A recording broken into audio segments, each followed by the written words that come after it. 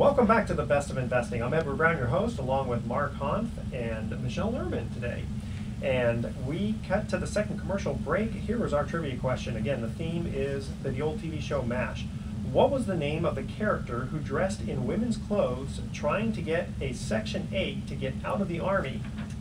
And the answer is? It's on the tip of my tongue. Okay, played by Jamie Farr. Yeah. Corporal Max Klinger. Klinger. I kept wanting to say Kramer. Close. You were close. Darn that. Very close. Okay, Mark, we have received an email for you from a listener with a very good question, actually, because Mark does hard money loans, and I know you'll get into that with the audience here.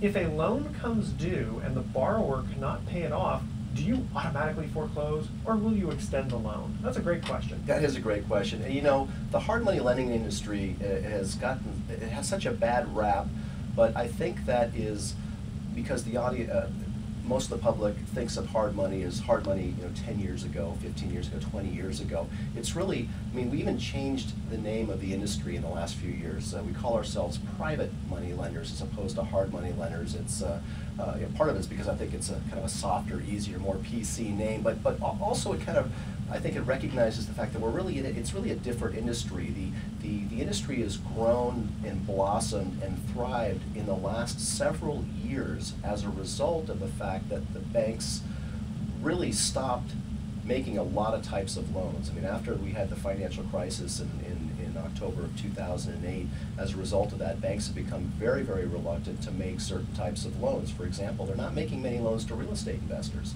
We remember in 2005 that you could buy real estate. All you had to do was be able to fog a mirror and state your loan as being, I make $250,000 a year, even if you made $30,000 a year, and you could buy property all over California, and a lot of us did that. And the hard money lenders back then would be gunning for the property potentially. Right. And of course, if you want a softer name, you could call yourself Powder Puff Loan Company. But anyway, so yes, we're private money lenders, formerly known as hard money lenders. We make short-term loans, generally secured by non-owner occupied real estate, and short-term meaning maybe 12, 24 months. The idea is it's usually, some people call it like a bridge loan. The idea is, hey, I need a short-term loan to bridge the gap between now and an event that I think is going to happen in the future when I'll be able to pay it off, maybe with bank financing, or I'm going to sell the property, I'm going to flip it.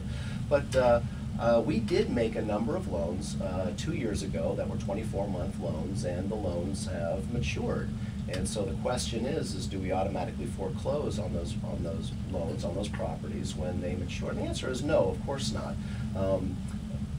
Really, most of my investors, and I use private money, private individuals in the Bay Area are the funding sources for our real estate secured loans.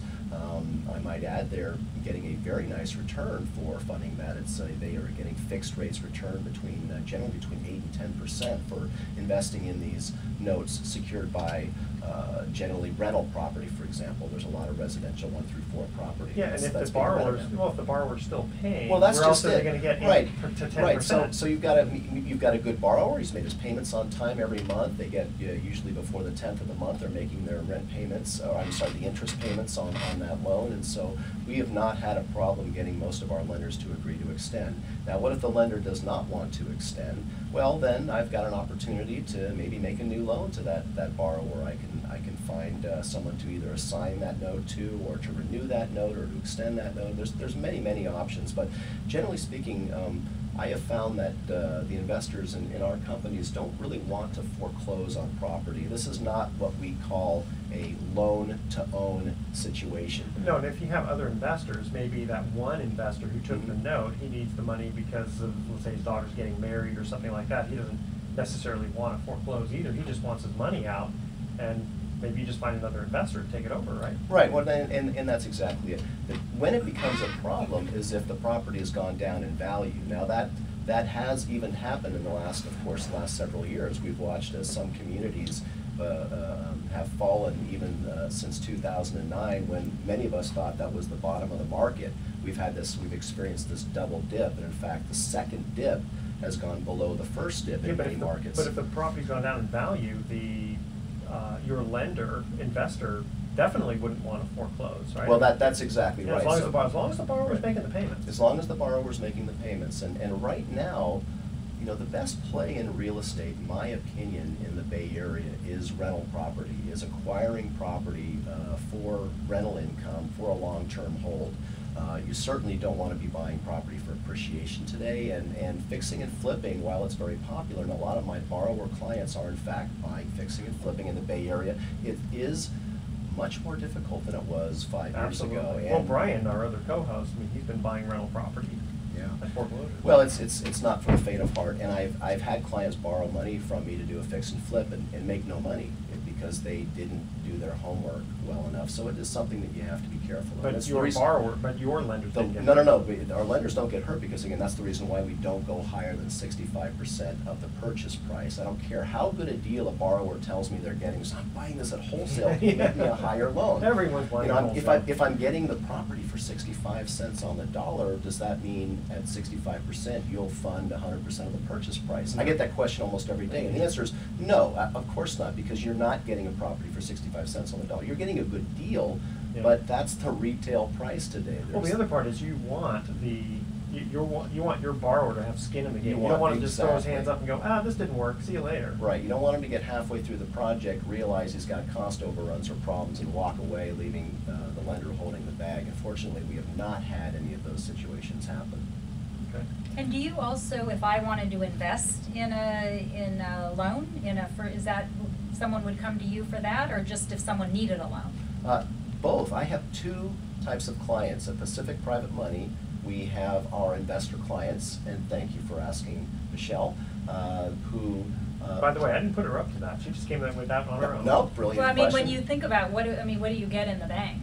That's the problem. Well, you're getting Exactly, 0.45%, So- 0.5% if you're lucky, Exactly, right. so I have approximately 100 active investors for whom are on our distribution list, and as we get loan requests and we underwrite the loan and we decide this is a good opportunity, I would put my money in it. So this is that's kind of the gauge we use if we feel safe and if we feel comfortable with the parameters of the loan as we underwrite it.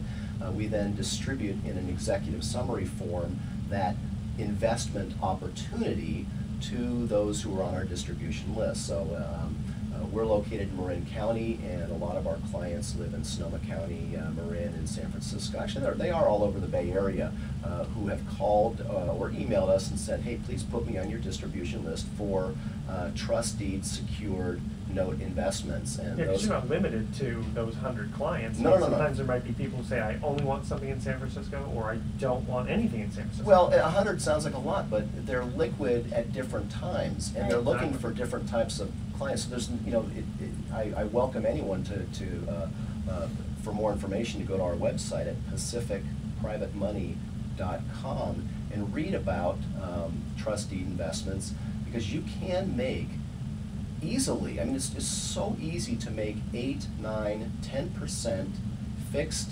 interest on your savings. Interest is paid monthly. The notes are short term. It's six months, 12 months, 24 months. You choose how comfortable you are going out. I've got some investors that say, hey, you got any 5-year notes out there? I want to lock my money up at 10% for 5 years. Well, the thing I like about it is that if you invest in it, you know exactly what you're getting. I mean, when people say, well, I don't know what the risks are, well, I mean, it's not rocket science. Here's the risk, that the properties go way, way, way down in value even more, and you can't get your money out when you sell the property if you have to foreclose. Well, Right. they're right. Property values would have to go down another 25% for the types of loans that we do to really be in any kind of jeopardy, in my opinion. And I don't know anyone who's predicting in this market that that's a likelihood. I think that's Not from this very point. unlikely. I think most of the air has been let out of the tire. I think we're near the bottom, if not at the bottom. But Yeah, and even if you don't expect a huge Right. appreciation, you don't necessarily have that much extra risk. But It's even just- still, we're not doing 80% loans. 65% is the max, and a lot of loans we do are quite a bit less. I mean, I'm looking at a loan right now in San Francisco that's 50% loan to value. I mean, that is not a difficult decision to make in terms of security. All right. We've always gone out and actually looked at the property if ever we were gonna invest. Most in of our that. lenders, most of our lender So- clients do, absolutely. Right, you'd It's say, the okay, bricks. would I Don't wanna kick the own tires. this? Yes. Right, That's would I the wanna own major this? thing. Okay, Yeah. we're going to cut to our third and final trivia question at the commercial break here. Again, the theme is the still TV show MASH. Before B.J. Honeycutt joined the show, who was Hawkeye's sidekick who shared his tent? The first 3 callers with the correct answer win a free 3-day, 2-night stay at the Lighthouse Resort. Their website is lighthouseforfun.com. I don't see either one of you shaking your heads yes on this one. This is a little bit harder. I know that one. You do know that one. Yes. All right, okay.